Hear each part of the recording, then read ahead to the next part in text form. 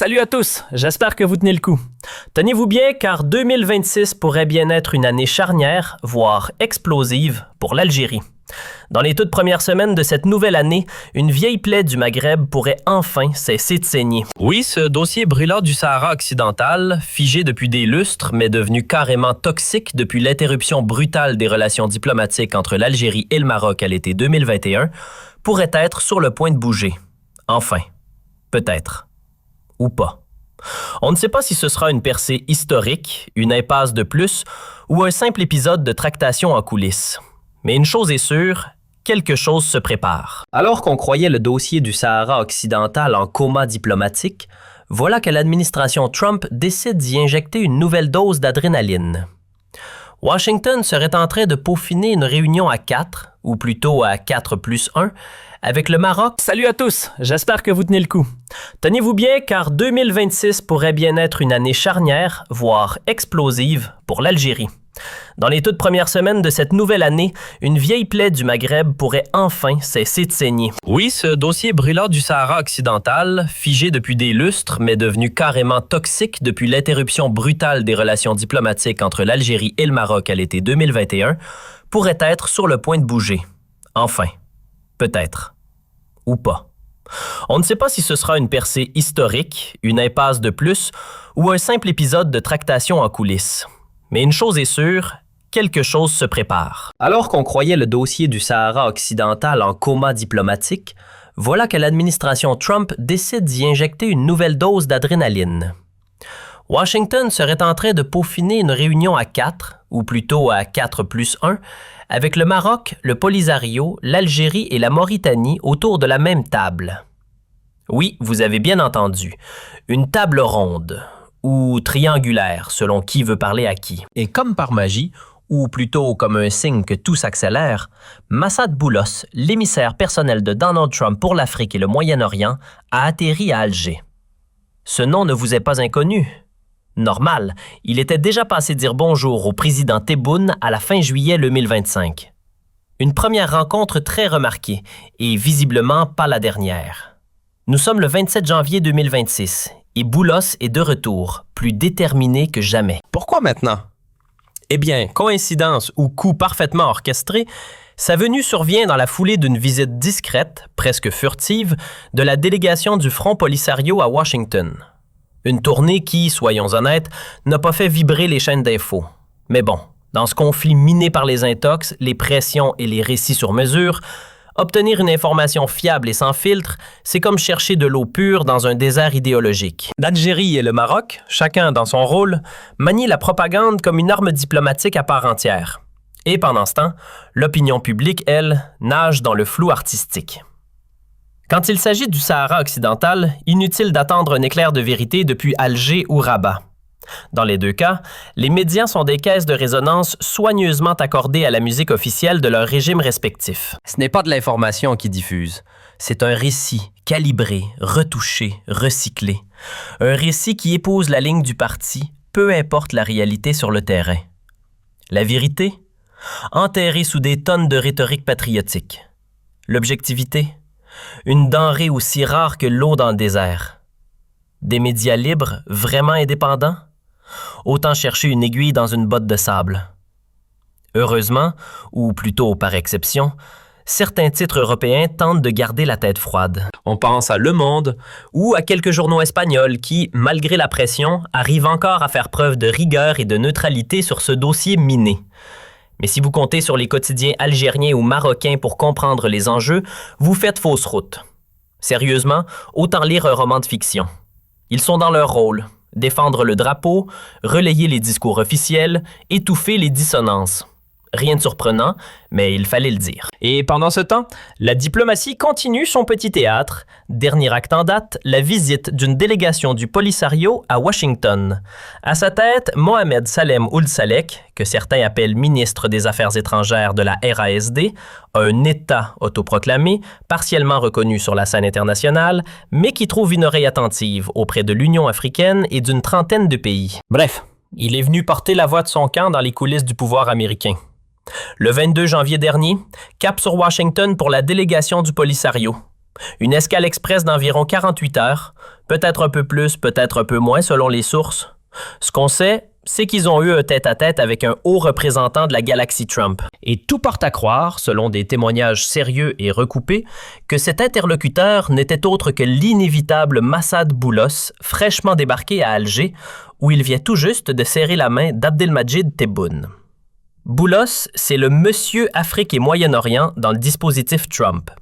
Un habitué des coulisses, fin connaisseur des dossiers sensibles. Et si l'on en croit les bruits de couloir, c'est bien lui qui s'est entretenu avec l'équipe emmenée par Mohamed Salem Ould Salek. Le contenu de leurs échanges, mystère et boule de gomme. Les versions divergent, les spéculations s'envolent et au final, peu de concret à filtrer. Ce qui est sûr, c'est que la propagande, des deux côtés, s'en est déjà emparée. Mais inutile de jouer aux devinettes. La mission du Polisario était limpide. En se rendant aux États-Unis, ils espéraient convaincre Washington de desserrer, ne serait-ce qu'un peu, ses liens solides avec Rabat. Car rappelons-le, pour l'Amérique de Trump, le Sahara occidental est bel et bien marocain. Pas de débat, pas de nuance. Une ligne claire, assumée, que le Polisario tente aujourd'hui de fissurer par la diplomatie. Ce n'est un secret pour personne. Le Polisario milite farouchement pour une rupture totale avec Rabat. Leur rêve? Un Sahara occidental indépendant, avec à la clé un référendum d'autodétermination. C'est dans ce cadre qu'ils ont fait leur virée diplomatique à Washington, où ils ont passé 2 à 3 jours à discuter, dans les salons feutrés du pouvoir, avec, semblait-il, le fameux Massad Boulos. Et à peine le temps de fermer la porte côté américain que ce dernier refait surface, à Alger. Oui, Boulos débarque à Alger. Mission du jour, le dossier explosif du Sahara occidental. Pourquoi maintenant? Parce que les États-Unis, pas seulement l'administration, mais bien le pays dans son ensemble, mijotent une grande première. Une réunion préliminaire, version diplomatie sous haute tension. Il ne s'agira pas d'un simple tour de table, mais d'un vrai bras de fer verbal. Une session d'échange calibrée entre tous les acteurs du conflit. L'idée? Que Washington accueille cette rencontre au sommet. On ignore encore la mise en scène. Conférence formelle, réunion informelle, comité confidentiel, tout est flou. Ce qu'on sait, c'est que les invités sont déjà listés. Maroc, Polisario, Algérie, Mauritanie. Un casting complet, exigé noir sur blanc par la diplomatie américaine. Impossible pour l'instant de marquer une date au calendrier. La machine diplomatique mondiale est en surchauffe. Entre l'Ukraine en flammes, le Moyen-Orient en perpétuelle ébullition, la Syrie qui ne connaît aucun répit et la Libye en crise permanente, les priorités se bousculent aux portes de Washington. Résultat, la fameuse réunion autour du Sahara occidental attend encore son créneau. Mais d'après des sources réputées fiables et suffisamment détachées des propagandes habituelles, une rencontre exploratoire de haut niveau serait bel et bien dans les tuyaux. Ce ne sera pas Washington, non, trop visible, trop bruyant. On parle plutôt d'une ville américaine secondaire, discrète, éloignée des projecteurs. Une sorte de havre secret pour discussions sensibles. L'idée? Réunir les ministres des Affaires étrangères du Maroc, de l'Algérie, de la Mauritanie et du Polisario dans un décor feutré, loin des micros indiscrets, pour échanger sans éclat. Tout sera millimétré, verrouillé, surveillé. Aucune fuite, aucun débordement. Côté marocain, la délégation serait dirigée par le très connu Nasser Bourita, chef de la diplomatie chérifienne, accompagné du ministre de l'Intérieur et d'officiers des renseignements, aussi bien civils que militaires. Idem pour l'Algérie, la Mauritanie et le Polisario. Chacun devrait envoyer ses stratèges, qu'ils soient diplomates ou figures de la sécurité. Bref, une réunion feutrée mais avec des acteurs de poids. Du côté d'Alger, les choses sont loin d'être tranchées. D'après plusieurs de nos sources bien informées, les Américains attendent une confirmation formelle de la participation de l'Algérie à cette fameuse réunion. Et la mission, quasi impossible, de Massad Boulos? Convaincre le régime de Tebboune de venir s'asseoir à la table. Le hic, c'est que l'Algérie traîne les pieds, viscéralement. La position d'Alger est limpide. Ce n'est pas notre affaire. Le conflit? Une histoire entre le Maroc et le Polisario. Si dialogue il doit y avoir, ce n'est pas à l'Algérie d'y prendre part, mais au Front Polisario d'en assumer la charge. Voilà la ligne officielle. Et pour l'instant, elle ne bouge pas d'un iota. Pourquoi ce refus? Parce que participer, c'est reconnaître. C'est engager la parole de l'État. C'est discuter, commenter, proposer. Bref, laisser une trace. Et toute trace dans un rapport final, dans un compte-rendu officiel, devient un élément politique exploitable. Or, pour l'Algérie, être contrainte d'interagir, ne serait-ce que formellement, avec le Maroc sur ce terrain glissant du Sahara occidental, c'est franchir une ligne rouge. Et ça, Alger n'en a aucune envie. Ce qui se prépare en coulisses ressemble fort à un tour de chauffe diplomatique, une réunion test, loin des projecteurs de Washington ou de l'agitation new-yorkaise. Le lieu exact, encore tenu secret, mais il devra garantir deux choses, le calme absolu et un contrôle serré de l'ambiance comme des discours. Une sorte de laboratoire d'échange feutré où chacun pourra jauger l'autre sans risquer de perdre la face. Et si, par miracle, cette première prise de contact débouche sur quelque chose de concret, les États-Unis dégaineront aussitôt un agenda plus formel, avec une rencontre officielle dès février 2026. Le plan américain est limpide. En finir une bonne fois pour toutes avec ce conflit poussiéreux lancé en 1975 et qui empêche le Maghreb de respirer. Pourquoi tant d'empressement? Parce que pour Washington, ce conflit est un nid à stagnation. Il paralyse toute tentative d'unification maghrébine et ouvre grand la porte à la Chine, à la Russie et à toute puissance prête à étendre son influence en Afrique du Nord. Et comme les États-Unis ont misé sans détour sur le Maroc, on imagine sans peine la gêne d'Alger. Le régime de Tebboune risque d'avoir bien du mal à manœuvrer sous cette pression. Car cette fois, ce n'est pas une invitation polie que les Américains envoient. C'est une sommation diplomatique. Et Donald Trump, fidèle à son style, ne tourne pas autour du pot. Pour lui, ce dossier doit être plié et rapidement. Rien de nouveau, cette position, c'est celle des États-Unis depuis des décennies. Dans les manuels stratégiques de Washington, il n'a jamais été question de décolonisation quand on parle du Sahara occidental. Non, pour les États-Unis, ce n'est pas une vieille affaire de peuples opprimés cherchant leur liberté, mais bien un bras de fer larvé entre deux États rivaux, l'Algérie et le Maroc. À leurs yeux, cette région est un territoire disputé, convoité par deux puissances régionales, pas un bastion révolutionnaire indépendantiste. Et puisque les tensions historiques entre Rabat et Alger ne datent pas d'hier, les Américains estiment qu'une discussion sans l'un des deux protagonistes n'a tout simplement aucun intérêt. On ne négocie pas la paix avec un seul des belligérants, surtout quand l'autre tient les clés logistiques, financières, militaires et diplomatiques.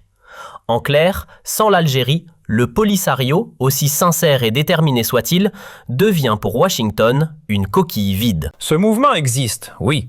Il a son idéologie, ses convictions, sa légitimité historique depuis 1975. Mais il n'a aucun levier concret sans le soutien massif d'Alger. Et ce constat, il est partagé bien au-delà du Potomac, jusque dans les capitales européennes et africaines. Alors, autant le dire franchement, les États-Unis ne perdront pas leur temps à jouer les entremetteurs si l'Algérie reste aux abonnés absents. Inutile de discuter avec l'intermédiaire quand on peut s'adresser directement aux véritables décideurs. Pourquoi perdre du temps avec le porte-parole quand le micro est entre les mains du chef? Les diplomates américains l'ont bien compris et ils agissent en conséquence. Problème. Si le président Tebboune accepte une invitation, il devra ravaler sa fierté et tendre la main au Maroc, ce qui reviendrait à enterrer sa posture de rupture totale, de rejet catégorique, de divorce consommé avec Rabat. Et ça, c'est un sacré retournement de veste. Car jusqu'ici, la ligne algérienne était claire comme de l'eau de roche. Pas de dialogue, pas de réconciliation, pas de reconnaissance, point final. Mais à force d'être acculé, même le plus têtu des régimes finit par revoir ses calculs. Si le président Tebboune pense pouvoir s'absenter ou temporiser, il va vite se rendre compte que les Américains ne fonctionnent pas ainsi.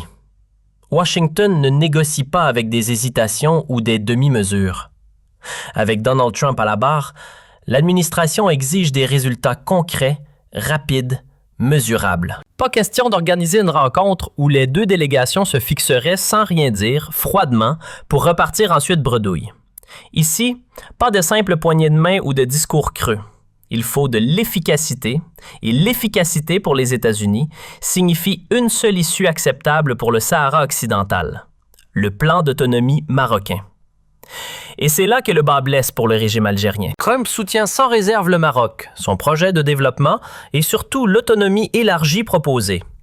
Quant aux grandes puissances du monde, qu'elles soient occidentales ou non, Chine, Russie, peu d'entre elles croient réellement en la viabilité d'un nouvel État sahraoui d'à peine quelques centaines de milliers d'habitants, coincé dans un Maghreb instable, exposé aux menaces terroristes et aux groupes armés criminels. Bien sûr, le cadre juridique existe. L'ONU reconnaît le Sahara occidental comme un territoire à décoloniser, et le droit international valide le problème sahraoui. Mais l'Algérie ne veut pas abandonner son soutien à l'indépendance. Le défi pour Washington est donc simple, faire pression, directe et massive, pour obliger Alger à changer de position. Et avec Donald Trump, oublier la subtilité des administrations passées. Ici, on parle menaces, chantage et bras de fer diplomatique pur et dur. Pour l'instant, la seule carte qu'Abdelmadjid Tebboune peut jouer tient dans un constat simple. Donald Trump, de son côté, n'est pas encore irrité par le Sahara occidental. Tant que l'Algérie hésite à se joindre aux négociations, refuse de signer le plan américain ou persiste à soutenir l'indépendance du territoire, l'affaire reste secondaire. Ce n'est pas un théâtre de guerre, pas de Rwanda ou de Congo, pas d'affrontements sanglants comme entre Arménie et Azerbaïdjan, ni de tensions frontalières explosives à la cambodgienne thaïlandaise. Ici, le Maroc et l'Algérie ne s'affrontent pas directement. C'est une guerre froide subtile, menée dans l'ombre, avec le Polisario sur le devant de la scène et le Maroc en face. Quelques escarmouches de temps à autre, des blessés isolés, 1 ou 2 décès. Invisible, presque fantomatique. Et puis, soyons clairs, pour Trump, ce conflit n'est pas médiatique. Il n'en fait pas la une, ne mobilise pas son attention quotidienne. Pourquoi donc s'y investir profondément? Le Maroc est son allié naturel, fidèle à ses engagements envers Israël et aux accords d'Abraham qu'il a lui-même négociés dans la région. Et comme Trump est intimement lié au lobby pro-israélien, ces derniers n'hésitent pas à le pousser, à lui souffler à l'oreille. Il est temps de résoudre une bonne fois pour toutes ce dossier du Sahara occidental. Mais au fond, si ces pressions n'existaient pas, Trump resterait détaché, pragmatique, et n'aurait que peu d'intérêt à s'engager activement. Si Tebboune persiste dans sa position, il se retrouvera nez à nez avec Donald Trump, et pas pour plaisanter. Comment le régime algérien tente-t-il de se protéger? Eh bien, d'une manière à la fois absurde et irréaliste. La stratégie officielle d'Alger. Ce n'est pas notre responsabilité, c'est au Polisario de décider. Le problème, c'est que personne n'y croit. Tout le monde sait que le Polisario n'est rien sans l'ombre d'Alger. Sans l'appui algérien, militaire, logistique, diplomatique, le Polisario n'est qu'une coquille vide, un pion sur l'échiquier. Impossible pour Tebboune de jouer à l'attentiste. Alors certains pourraient se dire, Trump ne sera pas réélu, on peut temporiser, laisser filer ses négociations jusqu'à la fin de son mandat et on verra après. Mais ce calcul est risqué. Oui, un nouveau président viendra et l'Algérie l'a bien compris. Tant qu'il n'y a pas de conflit ouvert, de centaines de morts ou de guerres à grande échelle, les États-Unis ne s'impliqueront pas directement. Pourtant, dans les couloirs du régime Tebboune, on semble sous-estimer le poids des lobbies pro-marocains et pro-Israël à Washington. Depuis la reconnaissance du Maroc, depuis 2020, depuis la normalisation avec Israël et la signature d'une série d'accords militaires, sécuritaires, économiques et diplomatiques, le Maroc dispose désormais de relais puissants au sein de l'administration américaine. Et ces relais ont du poids, beaucoup de poids. Le régime Tebboune se retrouve face à un mur. Donald Trump et son entourage ne se contenteront pas de courbettes diplomatiques. Pression, menaces, chantage, bras de fer, tout est possible. Et soyons francs, Tebboune n'a aucune chance de tenir tête à Washington. Ce n'est pas Paris, ce n'est pas Madrid, ni même Abu Dhabi. Ici, on parle de Trump, et Trump s'est imposé son rythme. Si le président américain décide de durcir le ton, l'Algérie risque de se retrouver en pleine tempête. Alors Tebboune navigue à vue, essayant de ménager ses choix. Faut-il accepter de se rendre à Washington? D'envoyer une délégation aux États-Unis? La première rencontre de négociation, pour l'instant informelle, tiendra-t-elle? Et où se déroulera-t-elle exactement? Tout est incertain, et chaque décision pèse lourd. La pression américaine ne cesse de monter. Tebboune ne pourra pas esquiver éternellement.